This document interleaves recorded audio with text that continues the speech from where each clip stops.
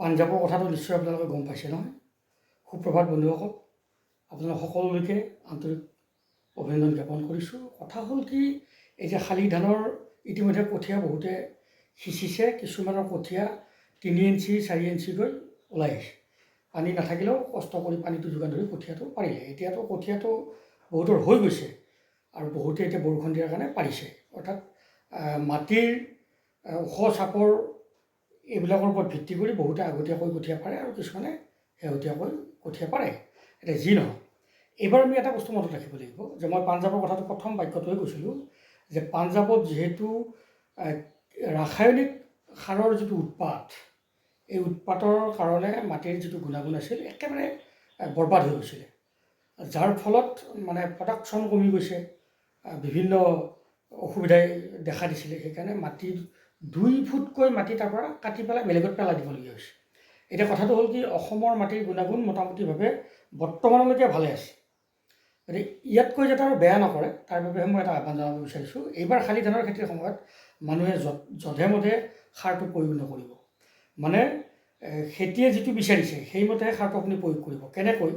ধৰক আপুনি যদি হাইব্ৰিড ধানৰ খেতি কৰে, তে 12-18-4 অৰ্থাৎ 12 KG urea, 18 KG super phosphate আৰু 4 কেজি হ'ল পটাছ।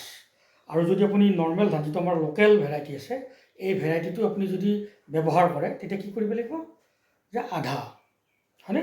এতিয়া এই ছুপাৰ ফছফেট আৰু আপোনাৰ পটাছটো, অৰ্থাৎ মিউৰেট অফ পটাছ যিটো আছে, সেই পটাছ সাৰটো আপুনি একেলগে দিব লাগিব। একদম লাষ্ট টাইম যেতিয়া আপুনি হাল বাব, খেতিৰ কাৰণে মাটি লগাব আৰু তাৰ একদম শেষৰ পৰা হাল বাইছে, সেই গোটেইখিনি দিব লাগিব। আৰু বাকীখিনি আপুনি 6 কেজি ইউৰিয়া লগত দিব লাগিব। আৰু বাকী যিটো 6 কেজি থাকিব, এইটো আপুনি 22-25 দিনৰ ভিতৰত এবাৰ টপ ড্ৰেছিং কৰিব লাগিব। আৰু যিটো গেৰ ধৰিব তাৰ ভিতৰত আপুনি টপ ড্ৰেছিং কৰিব লাগিব। কেই কেজি 3 কেজি 3 কেজি, অৰ্থাৎ 3 কেজি ইউৰিয়াৰ লগত আপুনি 1:10,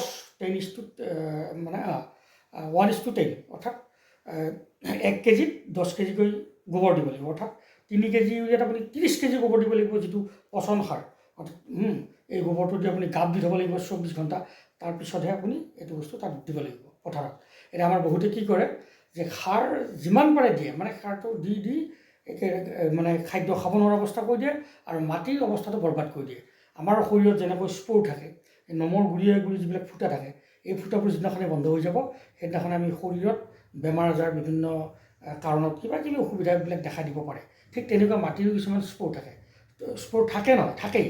এই স্প'ৰবিলাক যদি কিবা কাৰণত বন্ধ হৈ যায়, বন্ধ হৈ গ'লে মাটিয়ে উশাহ নিশাহটো কম পাব। অৰ্থাৎ মাটিৰ যিটো গুণাগুণ সম্পন্ন শক্তি আছে, এই গুণটো কমি যাব। সেইকাৰণে আমি কি কৰিব লাগিব, সাৰটো যেতিয়া ইউজ কৰিম সদায় কণ্ট্ৰল। এতিয়া আপুনি যিমান পাৰে গোবৰ সাৰ ইউজ কৰক, কথা নাই। আপুনি 10 কুইণ্টেল 12 কুইণ্টেল বিঘাই প্ৰতি আপুনি ইউজ কৰক। এতিয়াৰ পৰাই গোবৰ দিবলৈ চেষ্টা কৰক, গোটেই চবতে পেলাই দিয়ক। এই ধৰণে আপুনি ব্যৱস্থা কৰক। আৰু মাটি পৰীক্ষা কৰাৰ কথাটো মই এতিয়া নকওঁ, যেতিয়া বাৰিষাৰ ছিজন, আগন্তুক সময়ত মই ক'ম। আৰু আপুনি কেতিয়া চূণ দিব লাগে, কি কৰিব লাগে, এইবিলাক কথা বাৰ্তা ক'ম পিছত।